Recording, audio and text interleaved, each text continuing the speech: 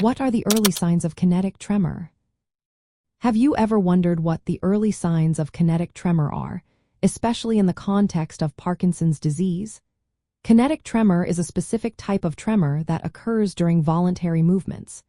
This means you might notice it when you are reaching for something or trying to hold an object. In Parkinson's disease, kinetic tremor can be part of the broader range of tremor symptoms that patients experience. While the classic resting tremor is more commonly recognized, kinetic tremor also plays a significant role. One of the first signs of kinetic tremor is the shaking that happens during movement. Unlike resting tremor, which occurs when the muscles are relaxed, kinetic tremor becomes noticeable when you are trying to perform tasks. For example, you might find it challenging to write, button a shirt, or hold utensils steadily. Initially, this tremor can be quite subtle and may affect one side of the body more than the other. This asymmetrical onset is often seen in Parkinson's disease. Another important aspect to consider is that many patients experience a combination of different types of tremors. This includes resting tremor, postural tremor, and kinetic tremor. The presence of kinetic tremor alongside resting tremor can complicate the overall picture of symptoms but can also help in identifying the tremors related to Parkinson's disease.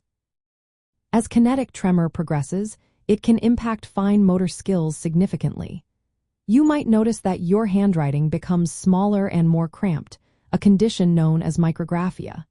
Tasks that requiring precision, like shaving or dressing, can become increasingly difficult due to the tremor interfering with smooth movements.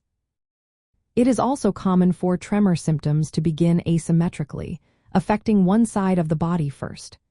As the disease progresses, both sides may become involved. Additionally, kinetic tremor can worsen with fatigue, stress, or intense emotions, making it more noticeable during these times.